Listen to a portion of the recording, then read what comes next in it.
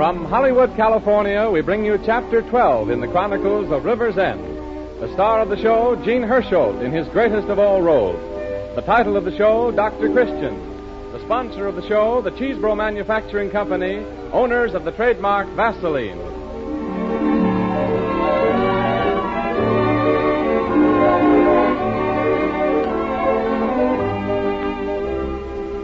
The makers of Vaseline preparations welcome you to another half hour with Dr. Christian and our good friends of River's End. The opening scene in our story for today takes place in Roy Davis Drugstore. 10-year-old Tip Brent is wandering around, staring morosely in the showcase. Hi, Tip. How's the boy this afternoon? Oh, not so good, Mr. Davis. Why? What's the trouble? It's in the doghouse again. Oh, in the doghouse, eh? What did you do? Nothing. Women sure are fussy, though. You're telling me. Well, what are your sins of omission and commission? Huh? Well, never mind. Break down and tell me all, and perhaps we can fix it up between us. Well, it's Mom. Nothing I do suits her. From morning till night, it's, Tip, did you brush your teeth? Son, your hands are filthy. Go wash them this instant. But worst of all, Mr. Davis, is my hair. What's the matter with your hair? It won't lay down. No matter how much I wet it, it just won't lay down. Oh, so that's it. Well, now, let me make a suggestion. Don't wet it. Well, if I don't wet it, how am I going to keep You it? see this package here? Vaseline hair tonic. Sure. Now, get a bottle of Vaseline hair tonic, Tip. And tonight, before you go downstairs to supper, put a little of this on your hair with the palms of your hands. Then brush it into your hair. Vaseline hair tonic will smooth it all down fine. Won't take you 2 minutes to do it. And when your mother sees how slick you look, she'll be as pleased as punch. Gee, Mr. Davis, how much does it cost? Only 40 cents for this bottle, and it'll last you for several weeks. Oh, I was saving my allowance to get a new airplane model. But I guess it's worth 40 cents to get out of the doghouse. Shall I wrap it up for you? Okay, Mr. Davis, thanks. Oh, say, Tip, Yeah? did you ever hear your mother say, "You know, I've just washed my hair and I can't do anything with it"? Sure, she says it all the time.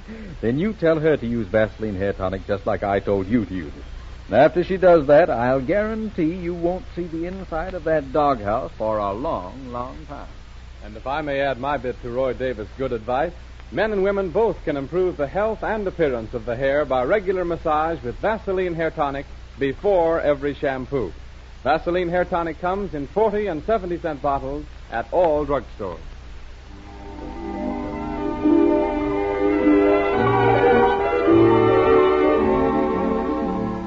And now let us get on with today's story of Dr. Paul Christian, starring Gene Hersholt. It opens in Dr. Christian's office, where he is getting ready to leave for his morning call. Judy, if anyone calls me, I'll be over at Mrs. Brent's. Eleanor Brent's getting to be one of our best customers. What's wrong with her this time? I don't think she's decided yet. Oh, that's funny. She's had so many fascinating ailments to choose from, too. Well, at that, Eleanor has her troubles. And so generous with them. She'll share them with anyone. Oh, say, has Dick Brent got a sister? Not that I know of. That kind of puts me in a spot. Why? Well, I was talking to Mrs. Oddie the other day. You know, Carolyn Oddie? Yes, I know her. And she said she was in the city over the weekend, and she saw Dick Brent coming out of a moving picture show with some girl. So Dick Brent with a girl? Mm-hmm. No. Well, that's what she said. So I told her it must have been Dick's sister. I thought he did have a sister in the city. No, I'm pretty sure he hasn't. Oh, I hope Mrs. Oddie doesn't think I told her a fib. Well, don't worry about it. She didn't believe you anyway. Oh, you don't think she suspects Dick of being on the loose? I don't know. Caroline Oddie is the kind of person who always seems to be able to burn her scandals at both ends. Eleanor Brent isn't that easily fooled. One thing, if I were married and my husband should decide he liked someone else better, you know what I'd do? What? I wouldn't go around shedding tears about it. I'd find out what she had that I didn't have and acquire it doggone quickly. Well, I don't know whether you would or not, but it's certainly a grand idea. Now, what did I do with my overcoat?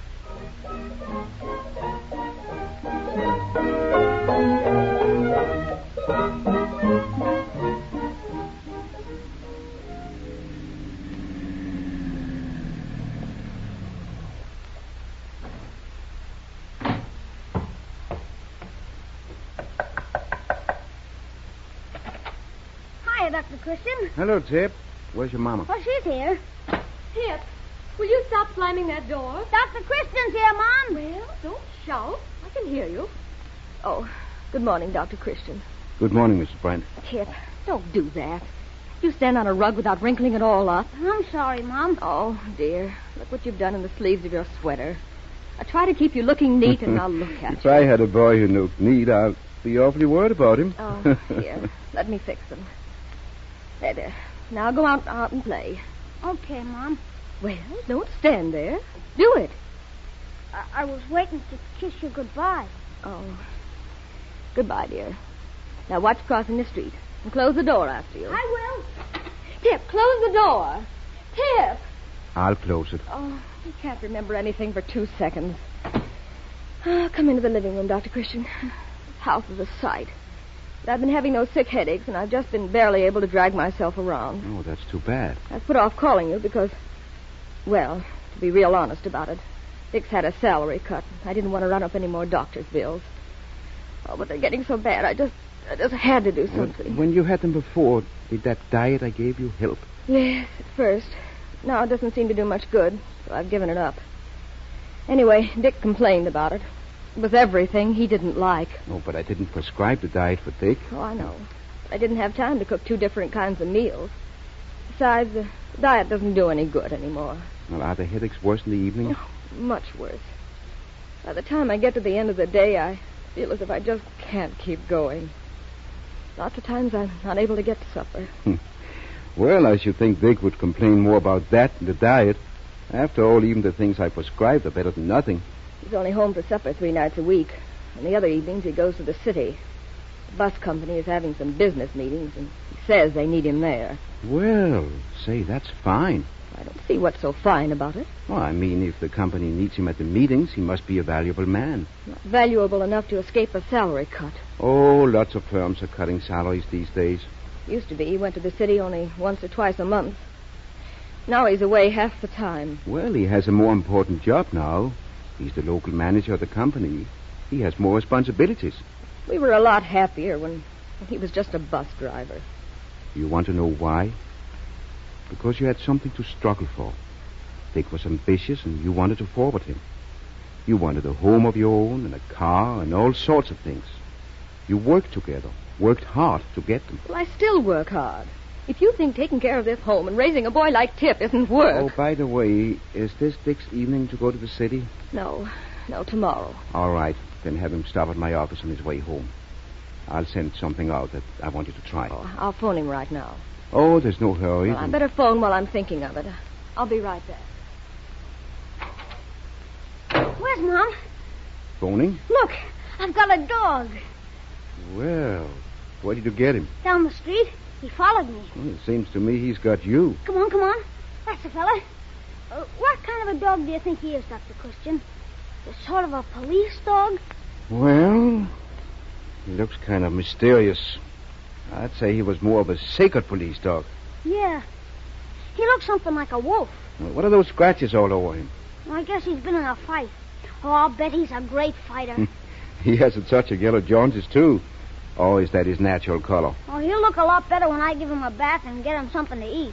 Yes, I dare say a bath and something to eat will be quite an experience for him. What's his name? I'm going to call him Jeff. Jeff? Come on, Jeff. Look, he knows his name already. Say, he's smart. Let's see if he knows how to shake hands. Come on, shake hands. Come on, boy. Shake hands. Jeff, shake hands. No, Jeff. Tip, what on earth are you doing? Look, Mom, I got a dog. Isn't he swell? You get him out of here. What do you mean, bringing a dog into the house? Oh, but Mom. Take him out this instant and get rid of him. Oh, Mom, can't I keep him? You certainly cannot. I have enough trouble around here without having to put up with a dog. I'll take care of him. He won't be any trouble. You heard me. Get rid of him. Okay, Mom. Oh, why can't he keep him, Mrs. Brent? Every boy ought to have a dog. No, I have enough work to do without But having I said dogs. I'd take care of him, Mom. Oh, yes, for about 2 days. And then I'll be the one who has to feed him and take care of him. And... Oh, wait. I have an idea. I'll take him. But what will you... Well, let Tip keep him for me, and any time Tip doesn't look after him, I'll take him back. Does that suit you, Tip? Oh, that's swell. And remember, I'm not fooling. If you don't take care of him, back he comes to me. How is that with you, Mrs. Bryant? Oh, well, all right. Oh, gee, thanks, Mom. But keep him outside. And don't let him come in the house again. Okay. Come on, Jeff. And Tip, don't slam the door. He'll get over it. Well, I'd better be getting back to the office. Dick will drop in this evening, will he? Oh, I don't know. He wasn't at the bus station when I phoned. He's gone to the city again. Well, then I'll have Roy Davis send it out. Goodbye, Mrs. Bryant. Goodbye. Oh, Dr. Christian. Yes? I want to talk to you about something.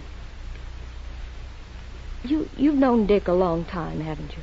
Yes, I knew him even before you did. Why?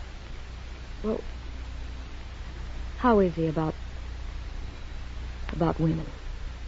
Well, that's a funny question. I don't know how... What makes you ask that? Because Dick's in love with another woman. There, now I've said it. I just couldn't keep it to myself any longer. I've got to talk it over with someone. Now, wait a minute here. Wait a minute. What's all this? Oh, I've suspected it for months. Now I know it's true.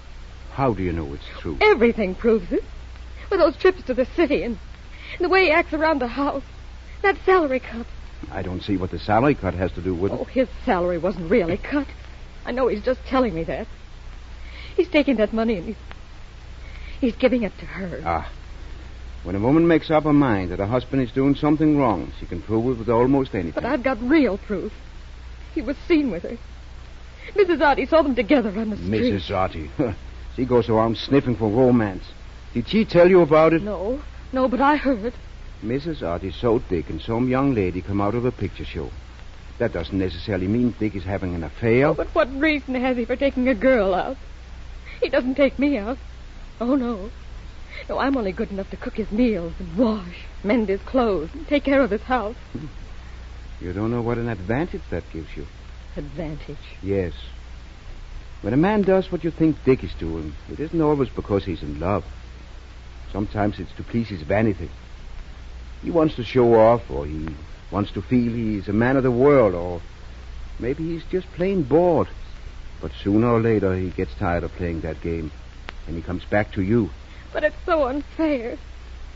When Dick was driving a bus and hardly making enough for us to live on, I worked and I saved and I helped him. And now the reward goes to some woman who's done nothing for him. Nothing. If you think you're really losing, Dick, you're making a big mistake by starting to pity yourself. Men always run away from tears, and she'll meet him with a smile. Have you said anything about this to Dick? No. Well, then don't. And don't believe what you hear about Dick until you're absolutely sure. Even then, it would be a good plan not to believe it. And let him make a fool out of me? No. No, out of himself. He'll find it out soon enough. But accuse him of it, and he'll keep on being a fool, just to convince himself he isn't. Oh, I don't know what you mean. All I know is what's right and what's wrong. Anyway, why don't you wait? See if it doesn't all blow over. And if I can help you, let me know. Goodbye, Eleanor. Goodbye. And thank you. But now, nothing can help me.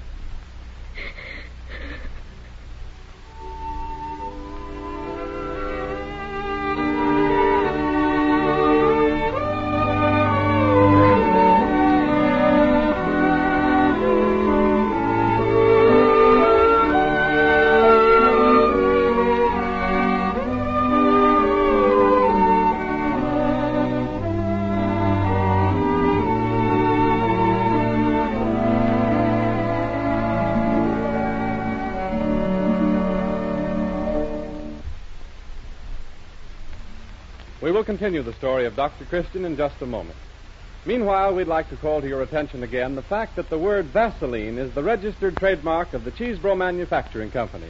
It was coined by the founder of the company, Robert A. Cheesebro, more than half a century ago. Since that time, practically the whole civilized world has become a user of Vaseline petroleum jelly. This standard first aid product has many uses: for skin abrasions and bumps and bruises, for minor cuts and wounds and burns and scalds, and for chapped skin and head colds. And remember, no matter how you use it, you can rely on it because it is made by an exacting standard, sterilized in the process of manufacture, and packed in sterilized containers. So when you buy, be sure to look for the trademark Vaseline on the package. If you don't see it, you are not getting the genuine article.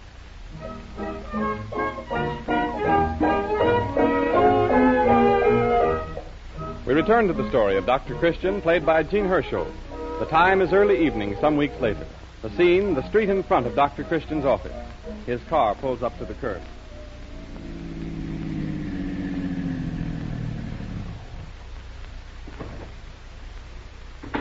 Hello there, Tip. Where you going? Hello, Dr. Christian. Oh, no place special. I've been coasting, me and Jeff. Jeff? Say, you wouldn't try to fool me. That fine-looking dog isn't Jeff. Sure he is. No. Yes, he is. Oh, you're kidding, Dr. Christian. Come here, Jeff. Yes, sir, it is Jeff. Say, I hardly recognize him. I told you he'd look a lot different after he started eating regular. I'm training him to pull my sled. Well, Tip, you've done a pretty good job taking care of him. I couldn't have done it better myself. Thanks, Dr. Christian. But say, aren't you out a little late? Your father will be worried about you. No, he won't worry. He won't know whether I'm home or not. Well, your mother will, when you're late for dinner. Yeah. I guess Mom will give me a bawling out all right. If she isn't in her room crying. Why does Mom cry so much? Oh, your mother isn't feeling well, Tip. I didn't know grown-up people cried. She's nervous. Things upset her. Is that why her and Dad are always scrapping? Well, I think it would be a good idea not to talk about it, Tip. I don't mind seeing kids scrap, but it makes you feel kind of funny inside when your mother and Dad say mean things to each other. Dr. Christian? Yes, Judy? It's cold out here. I thought I heard your car drive up. Mr. Brent's inside. Oh, I'll be right in. Come on, Tip. Your father's here. You can wait in my office and go home with him. I guess I'll go on by myself, Dr. Christian. Oh, don't you want to come in and get warm? No, I ain't cold. I'll go along with Jeff. Bye-bye. Goodbye. Bye, Tip. Hello, Dick. Sorry to keep you waiting. Oh, that's all right. I'm in no rush. Good. Oh, say, I just saw Tip outside. Oh? You know, he and I are sort of joint owners of Jeff, Jeff? his dog. Oh, yeah, I noticed he had a dog. Wonder how he persuaded his mother to put up with it. Hey, Dr. Christian, what's the matter with Eleanor? She's been having sick headaches. I know about those. Before she had headaches, she had bronchitis, and before that, something else. Now, what's really wrong? If she's sick, I want to know it, and what you can do about it. Yes, Eleanor is sick, but I can't do anything about it. You think she ought to see a specialist? No. No, there's only one person who can help her. That's you. Well, how do you mean? Well, this would probably seem silly to you, but it's very important to a woman like Eleanor. To any woman. You've got your business and outside contacts. Her whole world is inside the four walls of her home. So what? Well, if you'd show a little more interest in her world, a little more interest in her, let her know once in a while that you still care for her. We've been married for 16 years. We're not exactly on a honeymoon any longer. I got other things to think about. Making a living, for instance. A little show of affection wouldn't hurt. It will mean more to her even than you're making a living. Women are funny that way. She'd find out a lot different if I stopped earning a living. You have to look at her side of it, too. When you go to the city at night, you're busy, occupied. She's sitting at home, alone. Oh, so that's what's the matter. I didn't say Well, if that. I hadn't gone to those company meetings, I wouldn't have a job. I work in the office all day and then spend half the night battling with a bunch of stuffed shirt executives. Why? So I'll be able to keep a home for her. And what thanks do I get for it? Nagging and whining, complaining. Why don't you explain all that to her? Eleanor is an intelligent girl. She'll understand. I have explained. She doesn't believe me. She thinks I go to the city because I'm interested in a woman. Well, are you? Yeah. Yeah, I rather thought so. I'm not ashamed of it. If anyone thinks I'm going to lie about it, he's mistaken. And it's one of those things which just can't be helped. You didn't want to fall in love with her, but you did. And she with you. You're going to be brave, both of you, and admit it. Face the world. You're not going to hide it as others do. No, you and she are different. That's right, Dr. Christian. How did you know? Because it's the same thing every other man says. I suppose you think I'm a heel. No. No, I don't think you're a heel, any more than a man who has a high fever. He's out of his head and talks queerly for a little while. But usually he snaps out of it. I'm not snapping out of this because it's real. I'll go on providing for Eleanor, but beyond that, she hasn't any claim on it. Except for the 16 years she lived with you and sacrificed all her ambition for yours and devoted herself to making a cheerful home for you. That's what you think. Sure. It's always the man who's in the wrong. I haven't sat down to a decent meal in our house for years. I haven't been able to have any friends in. All I've had to listen to is her whimpering about something. You don't know what a relief it is when I walk out of the house. Well, I've told her I'm through, and I mean it. You told her? Yeah, we're finished. Dr. Christian, you'd better come to the phone. I'm busy, Judy. But it's about Tip Brent. Tip? He was sliding on the pond. Yes? The ice broke.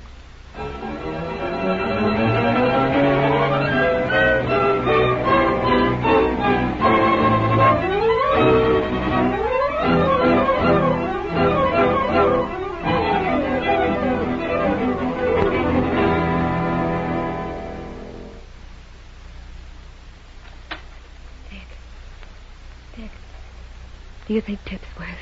Now, try not to worry, Eleanor. Dr. Christian's done everything possible. What time did he say he'd be back here? 10 o'clock. Oh, it's after that now. Dick, I'm afraid. But Dr. Christian said... Mom. Shh. He's awake. Yeah. Yes, darling. I want Jeff. Where is he? Look, darling. Look. His daddy. We'll find Jeff, son.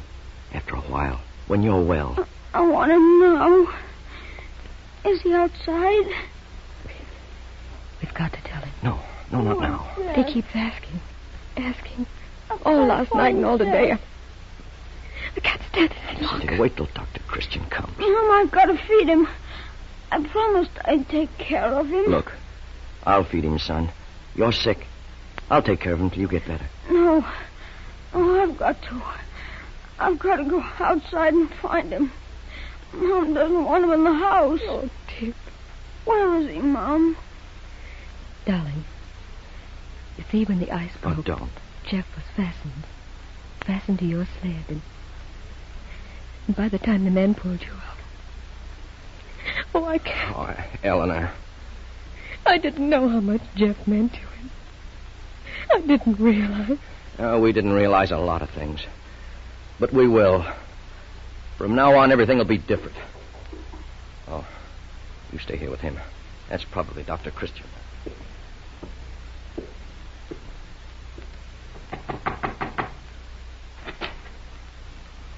How is he, Dick? Eleanor thinks he's worse. Is his temperature up? I don't know. He keeps asking for Jeff. He says he has to take care of him. It would be better if you didn't worry about that. Didn't you tell him that Jeff was drowned? I couldn't. I haven't the courage. I'm not brave enough. Let's go in and see him. Good evening, Eleanor. Well, Tip. Hello, Dr. Christian. Oh, you're not going to make a joke out of me, are you? And get pneumonia after I said you wouldn't? I'm all right. Sure you are. I'm going to get up. No, you're going to sleep now and get lots of rest. But I've got to feed Jeff. Where is he, Dr. Christian? Tip, sometimes things happen, and we don't know why. Sorrowful things, sad things. And we just don't see any reason for them. There's only one way they can be explained. Somewhere there's someone who watches over everything. Over the moon, the stars, and you and me, and each tiny blade of grass. And that someone is smarter than we are. You know, Tip, I think all of us are put on this earth to do certain work, a special kind of job. And when we've done the job well, you're sort of promoted to a higher grade. Tip, Jeff has finished his work. He did what he was here to do. No. Well, they didn't get him out of the water on time. We mustn't be so sad about it because that someone knows it's better this way. You've got to take his word for it and feel that somewhere Jeff will be waiting for you.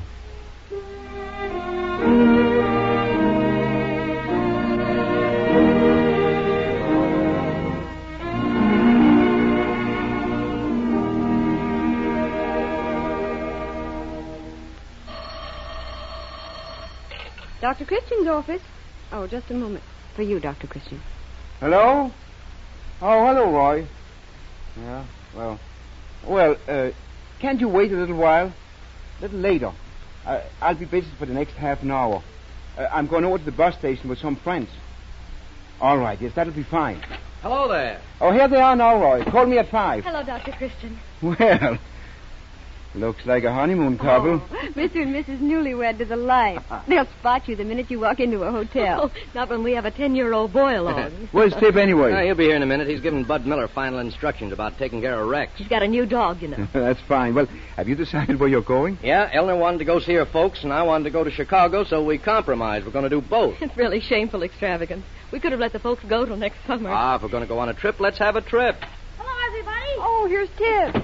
What's this I hear, Tip? You've got a new dog. Yeah, Dad got him for me. What kind of a dog is he? Oh, he's swell. His name's Rex. He's a kind of a police dog. Uh-huh. He's just a pup now, but he'll get a lot bigger. I think he's going to grow up to look something like a wolf. Of course, he's not like Jeff. No, Tip. There never will be another dog like Jeff.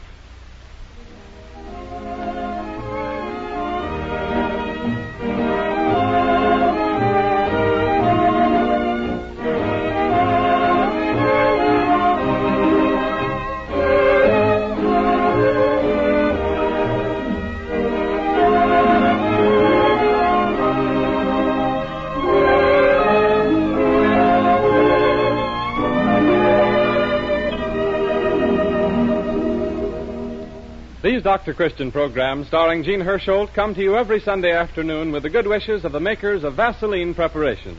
There is probably no home remedy in the world so universally used as Vaseline jelly. It costs only 10 cents a bottle anywhere in the United States, and it has 100 uses which are beneficial to all the members of the family. Many minor skin ailments can be treated with it safely.